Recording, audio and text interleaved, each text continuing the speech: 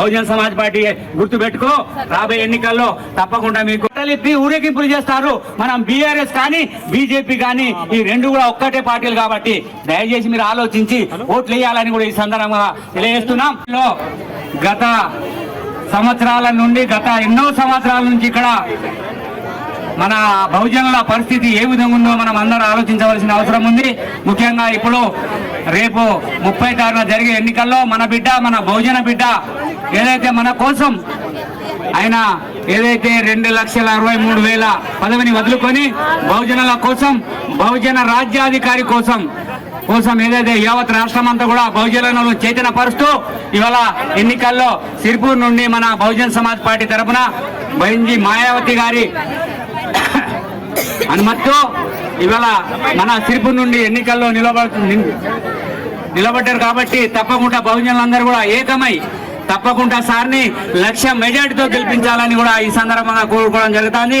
అంతేకాకుండా ఇక్కడ ఏదైతే గత ఎన్నికల్లో 2014లో ఇక్కడ ఇప్పుడు ప్రాతినిధ్యం వహిస్తున్న బీఆర్ఎస్ ఎమ్మెల్యే కోనేరు కోనప్ప గాని, అదేవిధంగా మంత్రి ఐక్యరెడ్డి కూడా ఇదే 2014లో ఇదే గుర్తు మీద, ఏనుగు గుర్తు మీద గెలిచింది. కాబట్టి మన బహుజనులందరినీ కూడా కేవలం 7 రోజులకే ఈ కేసీఆర్ కాళ్ళ మీద మన బహుజనులను అమ్ముడు పెట్టి దాంట్లో విలీనమై ఆంధ్రోని కూడా ఆ రోజు ఆంధ్రోనికి ఇక్కడ టికెట్ ఇయ్యం, ఆంధ్రోలకు మన తెలంగాణ మోసం చేస్తారన్న అదే కేసీఆర్ మళ్ళీ కూడా అదే ఆంధ్రవాడికి ఇక్కడ టికెట్ ఇవ్వడం మన బహుజనులని మోసం చేస్తారు. కాబట్టి ఈసారి తప్పకుండా మనం ఏదైతే మనకు తెలంగాణ యావత్ రాష్ట్రం అంతా నిలబడాలి. అందరూ నిలబడి లోపలికి పోగానే పరద ఉంటది. పరద లోపలికి పోయిన వెంటనే ఒక మిషన్ కనిపిస్తుంది కదండి. 2వ నెంబర్లా మన గుర్తుంటది. ఏ గుర్తు? మన గుర్తు 2 చేతులు చెప్పండి. ఏనుగు గుర్తు. ఆ ఏనుగు గుర్తులో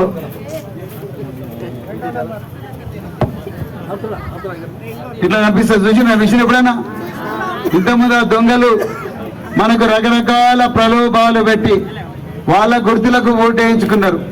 కానీ ఈసారి మన గుర్తు వచ్చింది. 2వ నెంబర్లు ఉంటది. అక్కడ ఏనుగు గుర్తు కనిపిస్తుంది. ఆ ఏనుగు గుర్తు పక్క పంటే ఒక ఆయన బొమ్మ ఉంటది. ఎవరి బొమ్మ? ప్రవీణ్ కుమార్. ఎట్లా గుర్తుపట్టచ్చు? ఎవరికి గుండు ఉండదు లిస్ట్ లో. ప్రవీణ్ కుమార్ కదమ్మా, గుండెకాలు పెంచుకొని నేను గుండె చేయించుకుంటూనే ఉంటా. ఇట్లా వస్తాలే 2వ నెంబర్లు ఉంటది. సో మిత్రులారా, మరి ఇంత చక్కటి అవకాశం మరి మీకు రాదు, నాకు రాదు. మనందరి కోసం మళ్ళీ మీరు నన్ను ఎమ్మెల్యేగా గెలిపించిన తర్వాత కూడా మళ్ళీ నేను పోయి బంగ్లాలలో కూర్చొని మరి 8 ఫీట్ల కాంపౌండ్ వాళ్ళు కట్టుకొని ఇంటి చుట్టూ, ఆ కాంపౌండ్ వాళ్ళ మీద కరెంటు తీగలు పెట్టుకోను, మరి ఇంటి ముంగట అంతా 100 మంది పోలీసులను పెట్టుకొని మీరు మరి బోట్లేసి సమస్యల కోసం వస్తే మళ్ళా బోట్లతో తొక్కించే పరిస్థితి రాదు మన రాజ్యంలో. 2వది, నేను ఇక్కడే ఉండబోతున్నా. మా ఇల్లు సిర్పూరు దాటిన తర్వాత కాగల్తారు పట్టణం పోకముందే లెఫ్ట్ సైడ్ కోసిని అని ఒక గ్రామం ఉంటుంది. విన్నారా కోసిని? ఆ కోసిని గ్రామంలో మేము ఒక ఇల్లు తీసుకున్నా. ఆ ఇంటి నెంబర్ చెప్పండి. ఎంత? 3-8. నా ఇంటి నెంబరు మీకు తెలుసు. కోనేరు కోనప్ప ఇంటి నెంబర్ తెలుసా? పాల్వాయి హరీష్ బాబు ఇంటి నెంబర్ మీకు తెలుసా? రావి శ్రీనివాస్ ఇంటి నెంబర్ తెలుసా? అదే తేడా. జనాలు ఒక నేత వెనుక ఉంటే వాళ్ళ ఇల్లు మీ ఇల్లు అవుతుంది. మా కిచెన్ మీదే, మా డ్రాయింగ్ రూమ్ మీదే, మొత్తం కూడా మీరే. మీకు ఎప్పుడు ఛాయ్ తాగాలన్నా వచ్చి డైరెక్ట్ మా కిచెన్ లో పోయి మీరే ఛాయ్ చేసుకొని తాగారు. మిత్రులారా, కోనేరు కోనప్ప ఇంటి నెంబర్ తెలియకుండానే ఆయన 15 సంవత్సరాలు ఇక్కడ ఎమ్మెల్యేగా పనిచేసిండు. పాల్వాయి హరీష్ బాబు వాళ్ళ నాయన 10 సంవత్సరాలు, వాళ్ళ అమ్మగారు ఒక 5 సంవత్సరాలు వాళ్ళు ఎమ్మెల్యేగా పనిచేసిండ్రు. కనీసం వాళ్ళ ఇంటి నెంబర్ కూడా మనకు తెలియదు. ఆ ఇల్లు ఎట్లుంటుందో తెలియదు, వాళ్ళ బెడ్రూమ్ ఎట్లుంటుందో తెలియదు, వాళ్ళ డైనింగ్ టేబుల్ ఎట్లుంటుందో వాళ్ళ కూసిన అదృష్టం మనకి ఎప్పుడు కూడా రాలేదు. కానీ బహుజన రాజ్యంలో ఎమ్మెల్యే మీ బిడ్డ, బీసీల బిడ్డ, ఎస్సీల బిడ్డ, ఎస్టీల బిడ్డ, మైనారిటీల బిడ్డ, అగ్రవర్ణాల్లో ఉండే పేదల బిడ్డ.